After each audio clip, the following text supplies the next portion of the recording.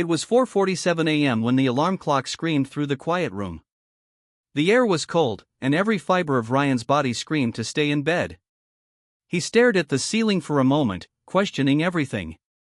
Why get up? Why push so hard when no one seemed to notice? Why suffer alone? But somewhere deep inside him, a voice whispered, "You don't get what you wish for. You get what you work for." Ryan was a struggling boxer from a small town. No sponsors. No hype. Just a pair of worn-out gloves, a punching bag hanging from a creaking beam in his father's garage, and a dream that refused to die. He got up, feet hitting the icy floor, and began his day. His routine was brutal. 5 miles before sunrise. Shadowboxing till his arms felt like fire. And then work a dull 9 to 5 at a local warehouse where he moved boxes heavier than his hopes.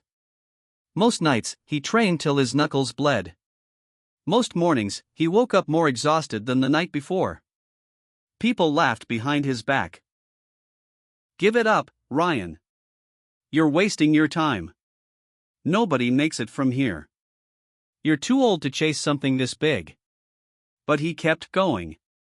Because Ryan had read something once that he etched into his mind like a war cry. Discipline is doing what needs to be done, even when you don't feel like doing it. He lived by it. Every single day. There were nights he broke down in that garage, screaming into the darkness, fists slamming into the bag with the fury of every rejection he'd ever received. But he never stopped. "One more round," he whispered every time his muscles begged for rest. "It's supposed to be hard. That's what makes it worth it." One evening, after another lonely session, Ryan uploaded a clip of his training online. No edits. No fancy music. Just raw grit.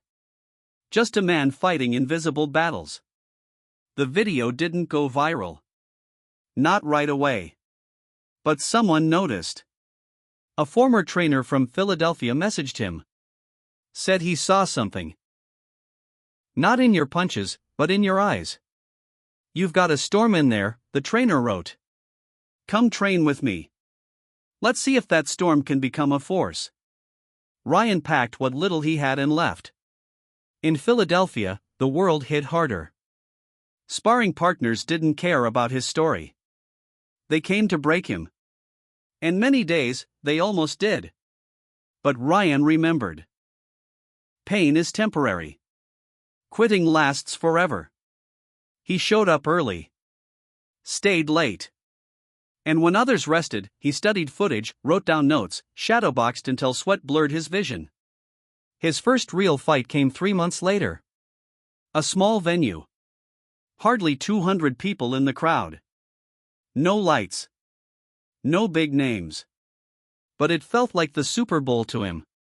He stepped into the ring, nerves clawing at his chest. Across from him stood a taller, faster opponent, someone with twice the experience and none of Ryan's doubts. Round 1 was brutal. Blood, sweat, and fear. But Ryan whispered to himself between rounds. "You've made it through days worse than this round. Keep going." Round 2. He got knocked down. The crowd gasped. But as the ref counted, Ryan remembered how he had risen at 4:47 a.m. every day. He remembered the warehouse. The cold garage. The laughter. He stood. And in round 3, he landed a right hook that dropped his opponent cold. Silence. Then a roar. He'd won. But more than the trophy, more than the small check or the handshake from the promoter, he had proved something.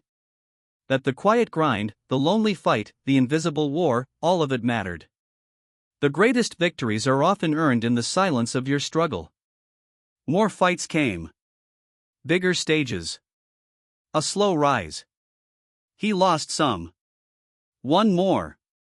But he never lost what mattered most, the reason he started. Years later, Ryan stood under the blinding lights of a packed arena, his name echoing across 20,000 voices. The belt on his waist glittered under the spotlight. Reporters shoved microphones in his face, begging for a secret. But he just smiled and said, There's no secret. I just never stopped showing up. And somewhere in that crowd was a young kid watching. A kid from a forgotten town. A kid wondering if dreams were too heavy to carry alone. And maybe that kid whispered to himself, if he could do it, maybe I can too. Because that's the thing about grit, it's contagious. And no matter who you are, no matter where you're from, you don't need the world to believe in you. You just need to believe in yourself enough to keep going. So, the next time your alarm goes off before the sun, when your body says no and your mind screams quit, remember Ryan. Remember the garage. The silence. The mornings when quitting felt like the easy choice. And force yourself to keep going. Because one day, your story might be the reason someone else doesn't give up.